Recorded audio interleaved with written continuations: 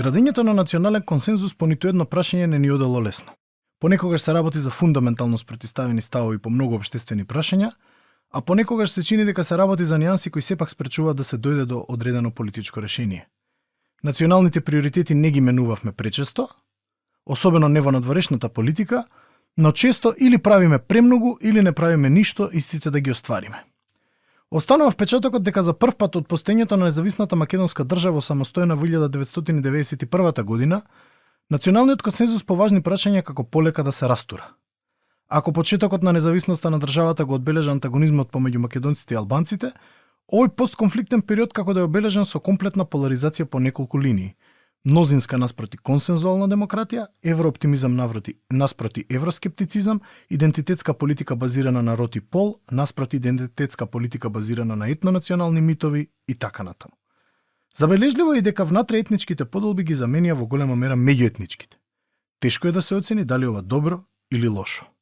За тема национален консензус и можноста истиот да се постигне по одредени прашања разговараме со доктор Јулистана Марковска, поранешен пратеник, и професор доктор Изван Сулемани, поранешен министар, пратеник, универзитетски професор, обајцата искусни ветерани на македонската политичка сцена.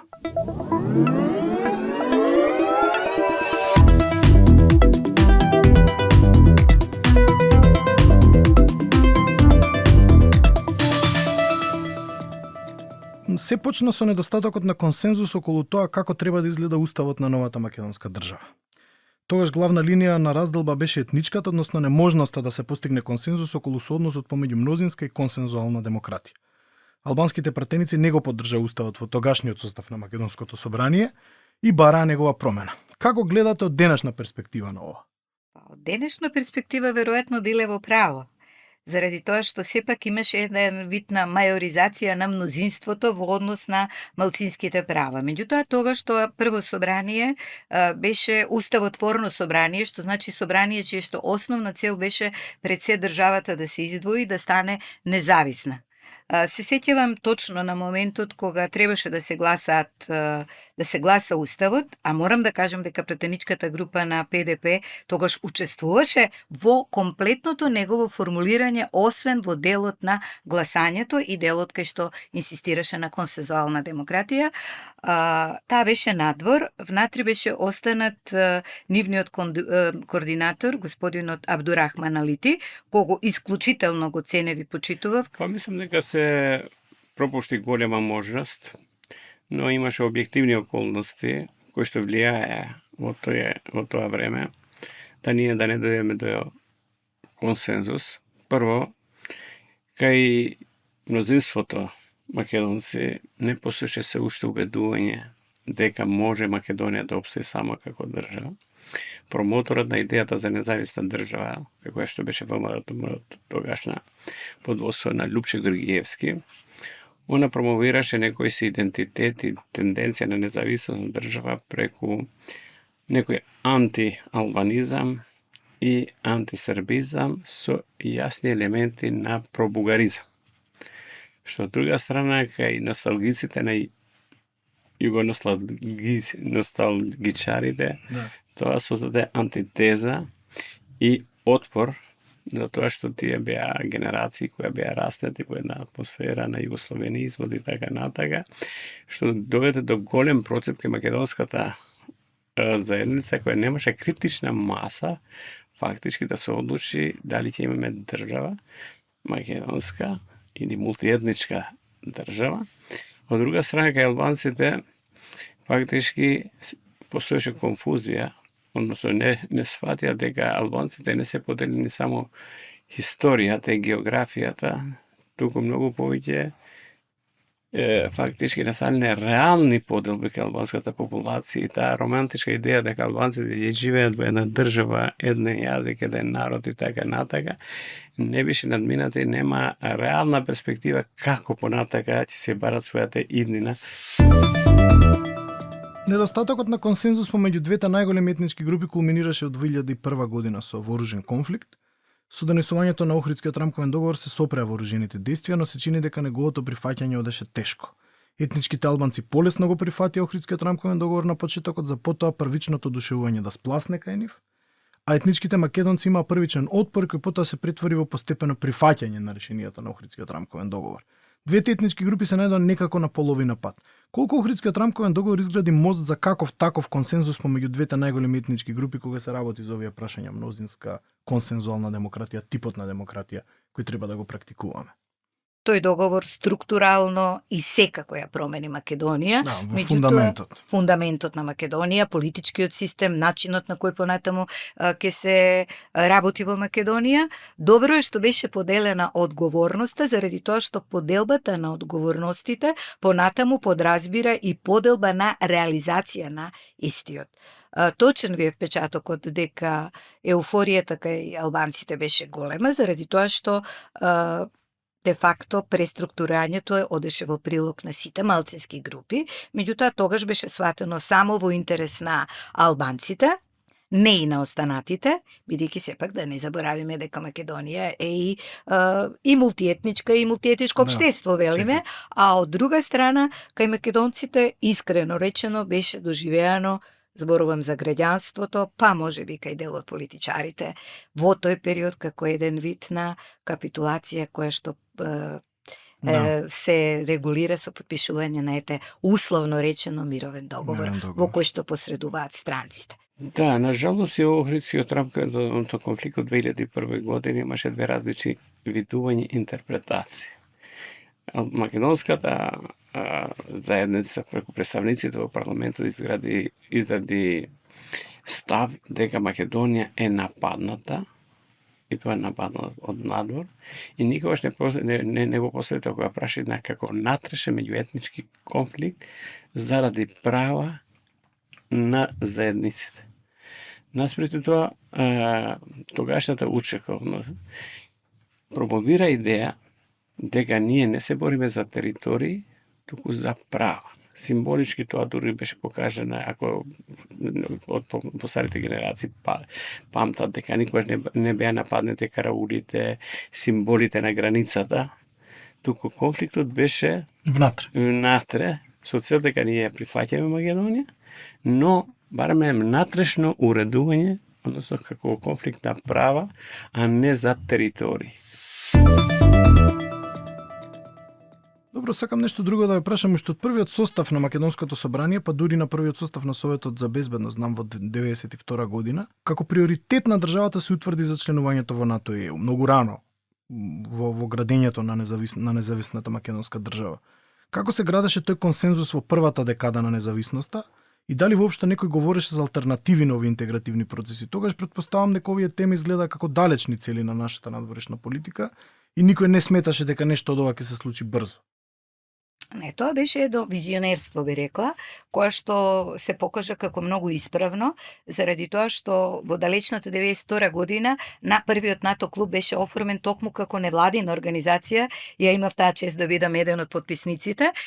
Тоа изгледаше како далечно, меѓутоа тука беа удрени темелите на нашата држава по кој правец ке се движи. И јас мислам дека добар дел од тоа нешто не се сменило, заради тоа што ние во 2002 година, мислам, да не бидам, може би ќе погрешам со годините, сепак е поголема временска дистанца, го подпишавме договорот за стабилизација и асоциација. Тоа беше комплетно непотребен договор. Тој беше измислен договор со цел земјите од Западен Балкан, конкретно за Македонија зборувам, да не биде веднаш примена во европското семејство. Истина да кажам, јас тоа не го третирам како консенсус или како избор. Тоа беше императив. Тоа беше време на создавање на еднополарниот свет. Биполарниот свет беше нарушен и буквално немаше алтернатива. Русија беше комплетно даун, Турција надвора секоја игра, Кина не беше премногу далека. Имаше единствена привлечна точка, гравитацијска точка, тоа беше Западна Европа, тоа беше НАТО. Така да тоа по мене не беше многу голем избор, зашто немавме алтернативи. За прв пат од осамостојувањето на Македонија се чини дека имаме сериозна криза на националните приоритети, иако тоа може би не изгледа така на ниво на реторика на политичките елити или политички партии. Кај народот се јавува сериозна разочараност од процесот на европска интеграција и забележливи се трендови кои кажуваат дека добар дел од населението почнува да размислува за алтернативи.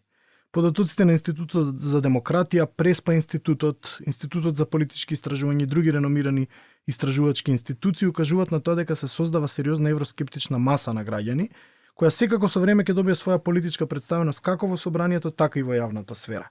Се растура ли постепено националниот консензус за нашиот европски пат или се ова сепак краткотрајни движења, па дури во перспектива на она што го рековте во однос на тоа дека константно како да се одложува тој процес уште од 90-тите без некое логично објаснување?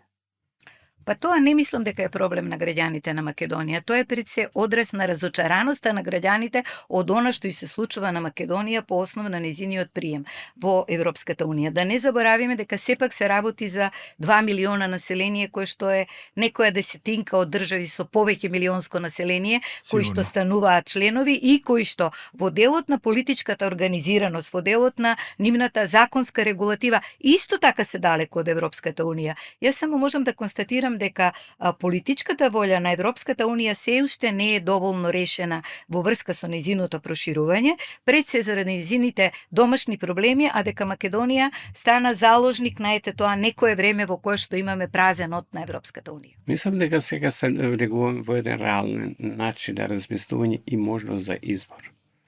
Кој јас своје време идев и надвор се представував и велев дека 90% од нашето население е проевропско, пронатовско, некој ќе иронизираше и ќе се посмеваше. 90% од населението за Европа и Европска Тоа е унија. реалните бројки. Вика, дали таму има воопшто дебата или никој ништо не размислува? Зашто реално не постои таков свет идеален, кај сите проблеми секој ќе добие во тој свет.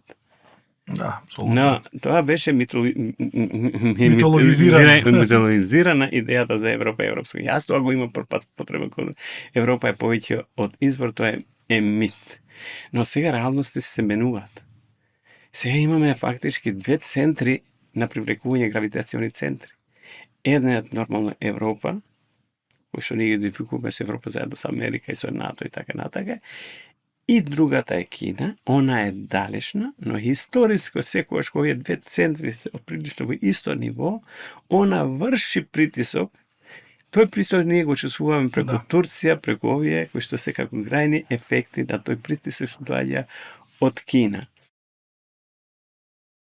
Повремено се јава идејата за некакво ново уставотворно собрание на кое сите политички партии би ја реаранжирале државата преку нов договор за тоа како би требало таа да изгледа.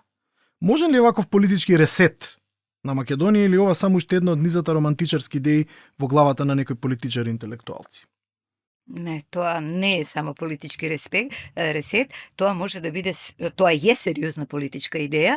Прашањето е само колку политичките партии се искрени во своите обраќања. Имено. Заради тоа што едно имаат пред јавноста македонска, друго имаат пред европските партнери, а трето имаат пред своите гласачи и пред се внатре во самата партија, пред своите членови. Има впечаток дека секогаш се обраќаат во името на некоја политичка конјунктурност која што носи гласови, а не и за реалните потреби. Ако мене ме прашате, од оваа временска дистанца, ние не сме спремни само за промена на уставот, туку ние сме спремни комплетно, со ладни глави, со добар временски период, подолг временски период, значи со една политичка гарнитура која што би била усогласена и од страна на доминантните партии во собрание, па ако сакате и од оние кои што не се застапени во собранието, широк политички консензус како сакаме да ја рекомпонираме државата. Јас овие дилеми ги имам поставени на прв пат во 2008 година во еден воркшоп кај што се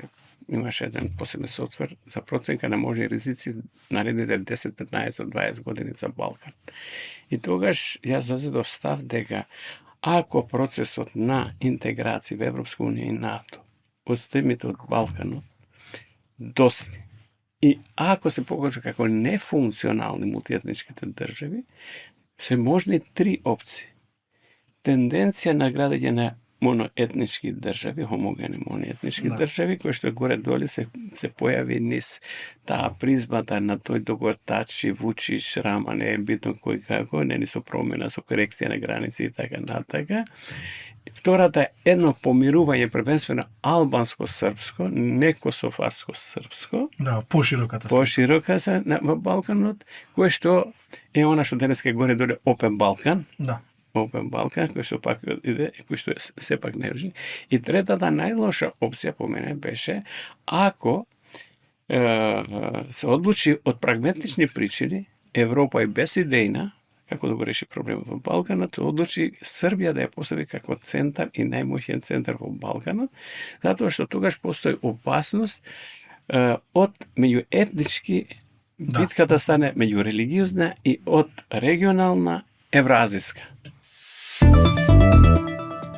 Добро, главната линија на расетка и граѓаните од меѓуетничка се претвори во внатретничка, ми се чини. Се чини дека поделбата македонци и албанци паѓа во втор план во однос на поделбите кои се случуваат внатре македонскиот и внатре албанскиот блок партии, кај секој од овие блокови од своји причини секако. Мислам дека оваа состојба трае веќе 6-7 години, можеби и повеќе, а и на моменти оваа радикална поларизација доведе и до радикални епизоди кај македонската демократија, како што се 24 декември и 27 април. Дали внатре етничките поделби ги заменија меѓуетничките со време? Или само ги ставија во втор план, можеби ги турна, ги направија малце поспани? Да бидам реална, ние немаме меѓуетнички проблеми. Тие се подигаат на ниво на некоја политика во оној момент кога тоа е потребно за повисок политички пазар. А она што во моментот се случува во партиите е еден вид условно да кажам, прочистување или промена на генерации, заради тоа што имаме политички партии кои што апсолутно не работеа на нивните промени согласно времето, затоа што партиите не може да бидат статични по однос на нивните програми, особено не и во делот на нивните членства. Кај нас промена во политичката партија на нивните курсеви се подразбира само ако се промени политичкото водство, а не и самите програми. Мислам дека ово прашање попредно со претходното прашање. Во моментот како да се губи главната кауза. Кога политичките партии немат кауза, кои ќе се разобличат од вредности. Нели уште Свети Агустин рекол 4 век. Ако политичките партии и политички елити ги разобличиш од вредностите, дали тоа демократија, дали тоа слобода, дали тоа право, дали ова, она стануваат чисти банди. Да. И во недостаток на опција, идеологија и кауза, е тоа чиста битка внатрешна за профит без идеја. Мислам дека ние имаме криза на идеи и кауза. Дали имаме ние кауза за Балканот, за Македонија во новиот свет кој што се создава? А зошто име на политичките партии тешко да дојдат до консензус или барем некаков принципиелен договор за прашања кои внесуваат сериозни поларизации кај населението? Дали е политичката цена превисока или причина е меѓусебната недоверба кај партиите? Од првата криза во 94-та па се до договарањето на уставните измени во овој момент кој се случува, нема индикации дека какви било договори се можни или изводливи, особено како што рековте не без внешување од надвор. И ова не се менува веќе 3 декади. На што се должи ова? На негативната кадровска селекција која е присутна во изборот на водствата на сите политички партии во Македонија. Кога се формира политички субјект, водството кое што прво е тешко да се промени, второ ако дојде ново, новиот прибира нови луѓе и тоа по принципот не на способни луѓе кои што него на лојални и што партиската лојалност се смета како слепа безпоговорност и послушност. За мене лојалност е да, ако вие сте партиски функционер и во однос на 2, 3, 5 ми дадете шанса, одговорност, јас да бидам во редовите до вас, да ве советувам, да бидам вас со партиец на висока политичка функција внатре во партијата, лојалноста се однесува во застапување на она што ние сме се договориле, а не во она дека јас безпоговорно ќе ве слушам. Мислам дека консензус, односно Македонија цело време градеше единство по крупни прашања. Како што беше НАТО, Европска унија и така натака. Во последно време нели се градеше некој единство околу прашањето соседите и така натака, како такво. Но единство за да се гради, како што рекој, првенствено треба да има некоја кауза. Зашто единство? Нешто надвор од тие глобални цели. Не се надвор од тоа. Да. Дали имаме ние овдека генерирање на алтернативни реални идеи? Една реална дебата на идеи да се бие битка за власт. Во недостаток на тоа, ние имаме само консензус по делење на придобивките од власта, да не кажам некој... Спојлот. Да. И некој потежок Таму има консензус. консензус, наместо консензус за идеја и за некоја визија или за некоја кауза. Добро, и конечно, ако не можеме јасно да се договориме околу чекорите за големите теми како што е надворешната политика, што останува са етички проблематичните теми како што се LGBTQI правата, пол и род, абортус и така натаму. Сведоци сме на огромна негативна енергија и поделеност кај граѓаните по повод најновите законски измени на Законот за матична евиденција и Законот за родова еднаквост. Што правиме со оваквите тешки теми и како воопшто да водиме барем диалог за нив, бидејќи од консензус сме реално многу далеку? Очигледно дека тие не се политички конјунктурни во моментот. Ние секогаш ќе носиме одлуки во зависност од тоа што од нас бара некој, а не и што бараат нашите граѓани. Кога ќе се подобри демократијата, која не е прецената, туку кај нас воопшто не е ни дојдена за да зборуваме дали демократијата како процес е преценет воопшто и во светот и во Европа, тогаш можеме да зборуваме за заеднички теми кои што ги спојуваат жените, кои што ги спојуваат одредени, па ако сакате еве винарски проблеми кои што ги има и кај едните и кај другите и кај третите. Тој степен на демократија кај нас не е до таа степен издигнатост, туку се повторно не е созреана атмосферата, е средено на ниво на политичка конјунктура. Тоа се бара од нас, тоа треба да го изгласаме и точка. Мислам дека е го сочинат комплексот на прашања што до сега ги разгледував. Ние како некој забораваме дека консензус за идеја Европа, НАТО, имаме во 10 телевизиски студии, Да. во неколку државни згради и институции, но улицата политичарите не ја контролираат. Се разбира. И ако улицата не ја контролираат, други сили ќе ја контролираат и тие наметнуваат на крајна линија и агенти ќе диктираат понатака можеби и темпо на движење и систем на вредности. На жалост, по мене, нашите политички лидери се премногу оддалечени од масите. Премногу кабинетски, премногу елитистички, премногу канцелариски. Во 90-тите години, веднаш по самостојувањето, се чинеше дека нема големо разногласие каде треба да се движи новосоздадената македонска држава. На надворешно политички план јасен беше курсот кон ЕУ и НАТО. По 30 години независност дел сме од НАТО, а за ЕУ веројатно ќе почекаме уште некое време. Тешко е да се каже колку. Политичкиот развој од независноста до денес како да се движи по принципот секој е зло за добро или токму обратно. Иако меѓуетничките теми се колку толку паднати во вторплан и ја немаат деструктивната сила како во 90-тите, за прв пат се наоѓаме исправени пред предизвикот да го задржиме националниот консензус околу надворешно политичкиот курс. Кој е виновен е дебата за цел, сосема нов подкаст, кој сам по себе не е ни така лоша идеја. До тој подкаст или некој следен на есен ве поздравува вашиот домаќин Ненад Марковиќ.